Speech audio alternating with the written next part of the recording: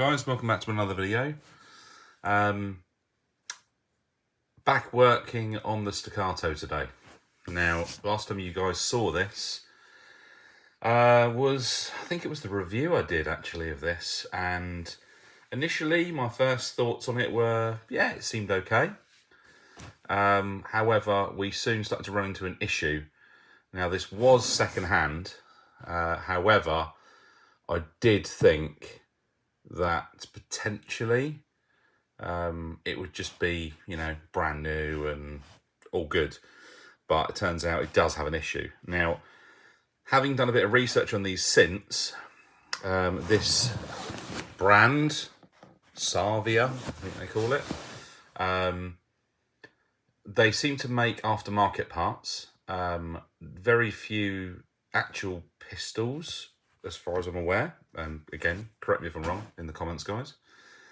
So they seem to make aftermarket parts, which is surprising because the internals I wouldn't have said looked particularly, aftermarket-y, if that makes sense. I would expect an aftermarket company like Modify, for example, who made the PP2K, I think it is. Internally, they look really good. So, yeah, this is a bit different to that. So, we've got some parts. So, I've gone and ordered some parts to hopefully transform this. Fingers crossed. So, what I've gone and got. I have got myself a Garda steel outer barrel. Now, the reason why I did that, I don't like the threaded end. I prefer the rifling look. So, I've got that.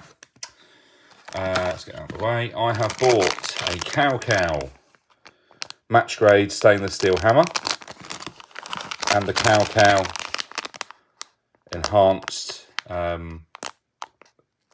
steel sear for the same hammer. So let's get this out. Let's get the box out of the way. Right, so let's get this apart then and see what we've got.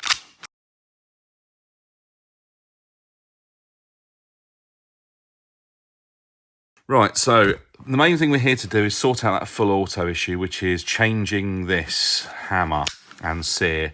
Now, I went with the Cow hammer because I feel it fairly well replicates this staccato style hammer. If we look at that, it looks very similar. A bit different at the top here. It's a bit narrower. But overall, it's got that sort of same look, which is what we're after. Now, I don't know whether internally this is any different. I've no idea, but we're about to find out. So let's get some tools, get this apart, and then we can go from there.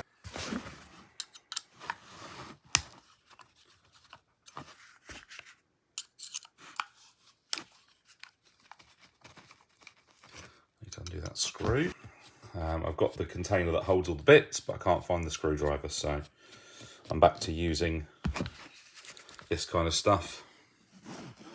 Let's put that over there.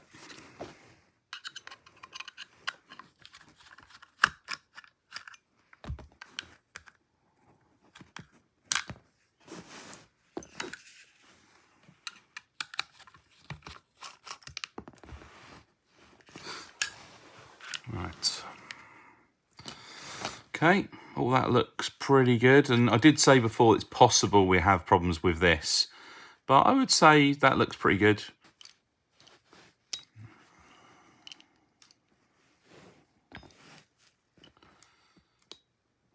I'll lose some springs and bits in here. Right, okay, so I need to undo that screw.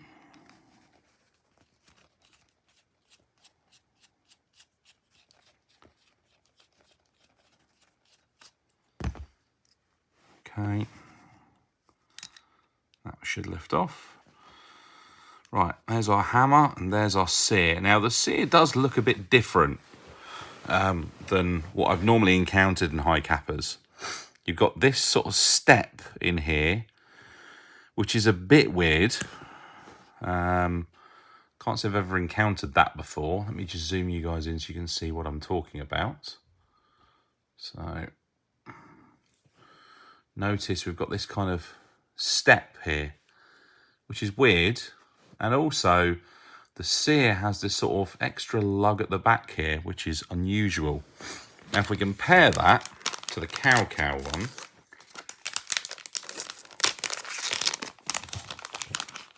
and this is for high cappers, you can see it's quite different. The angles are a bit different. It also just has a flat part on the front here as opposed to that recessed part. But I think everything else is going to work okay by the looks of things. Everything looks about right. The only thing I would argue is that pin looks slightly smaller, but we'll have to see. Width is about the same. But you can see the difference between the two there. You know, side by side. Quite different.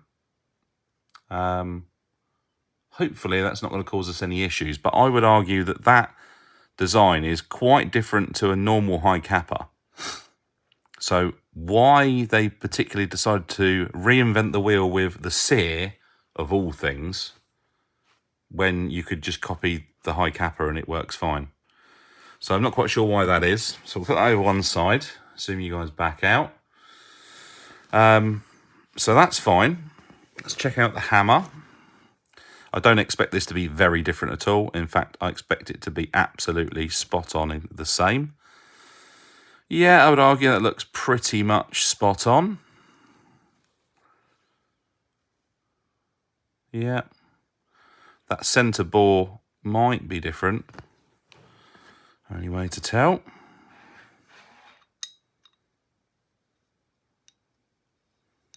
There's a little bit of resistance, but nothing a little bit of oil and some working won't sort. But that goes on there really nicely, so that's good. Yeah, I'm pretty happy with that, so that's fine. That detent seems to be okay. Right, now the one thing this doesn't come with is this spur. It's a common thing with high capper hammers. If you think it's going to come with it, unfortunately you're severely mistaken. So I am going to have to, they come with a little pin that holds that in place. So I'm going to have to knock this spur out and then replace it and put it into this one for this hammer. Yep, there we go. I'm just going to slide that back in place because, again, this might not work. So I might need to return it back to stock. Now I'm going to need my little pin out of here.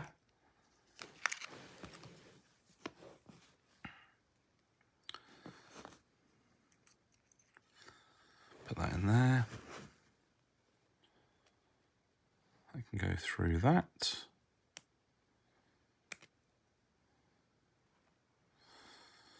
Now this is going to be a little bit tricky getting this in. Right guys, that's all the way in now. So that's fine. So we've got that nice and flush. Right, so let's just pop these back in place then. We'll just try the sear out, making sure that fits in okay. So it should hopefully go through that hole. It does, that's fine. Doesn't appear to be too loose. Yeah, that seems pretty good. There's a bit of movement there. And all these holes should be in the same place and everything, so I don't foresee there being any issue with this working, but who knows? It's difficult to say when you're putting aftermarket parts in. They never always work, so I'm just going to oil this slightly. I'm just going to work that back and forth a little bit. That seems to be working well. Lovely, right. So we'll reassemble and we'll see what we got.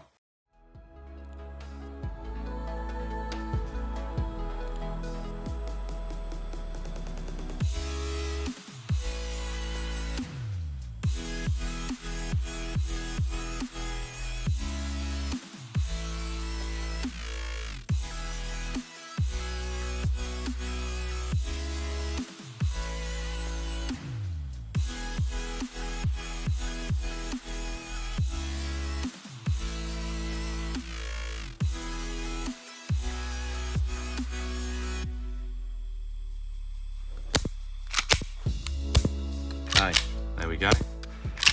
So cocking it, let go of the trigger, pull the trigger.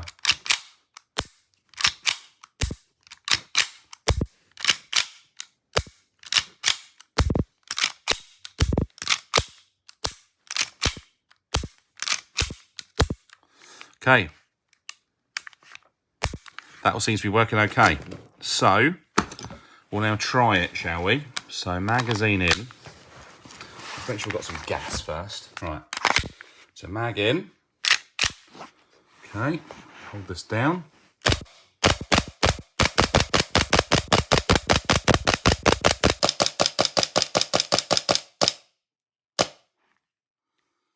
Well, I think we can call that a win. Let's gas the mag again. Let's go again. All right, mag in.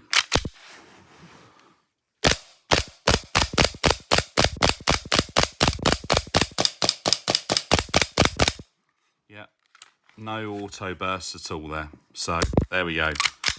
So if you've got one of these EMG staccatos and it keeps tripping into auto, that's what you're going to need. I would strongly advise you go for the cow stuff. It's very good. I've got the match grade stainless steel hammer there, which looks exactly the same. And then we've got the stainless steel sear as well there, the enhanced one, and that has worked perfectly. So I'm just going to reinstall that screw now that I know it all works. That hasn't caused a problem, which obviously it shouldn't have done. Yeah, working fine. That mag is seriously cold, which is why it's quite sluggish. So lovely, that's great. So there we go then, guys. If you've got a EMG staccato, whether it be the C2 or the XL or whichever one it is you've got, and you've got a full auto issue, that's what you need to change. You want to replace your hammer and sear. Now, looking at the hammer, I can see no fault with it. There is some wear on the sears, but that's to be expected. Everything else appears to be okay. I would argue, though, this is a very cheap-looking hammer. Really not... I mean, let's just zoom in here. This is what I mean about the quality. Look at these mould markings. Look at that, there's a ridge there.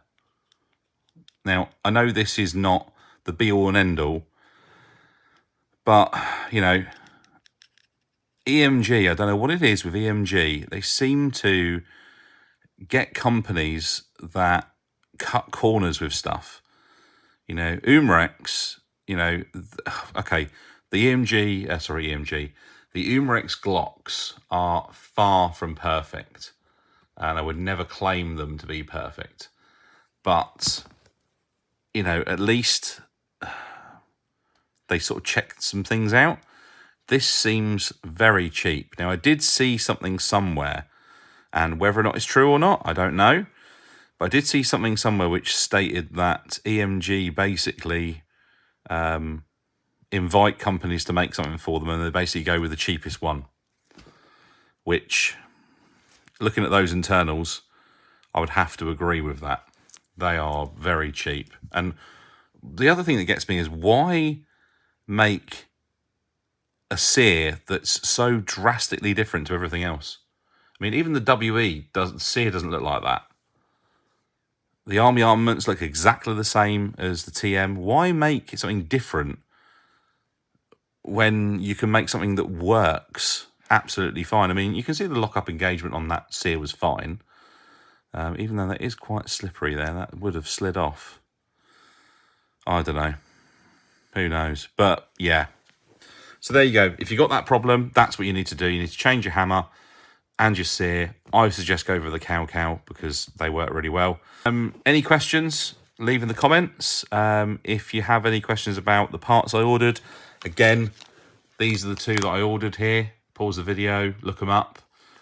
Places you can get them from. Rainbow 8 is where I got all pretty much 99% of my parts from. But Boom Arms, Armsaholic, a few others sell these parts, so you can get them in the UK as well, but still. All right, guys. Anyway, I shall see you guys in the next video.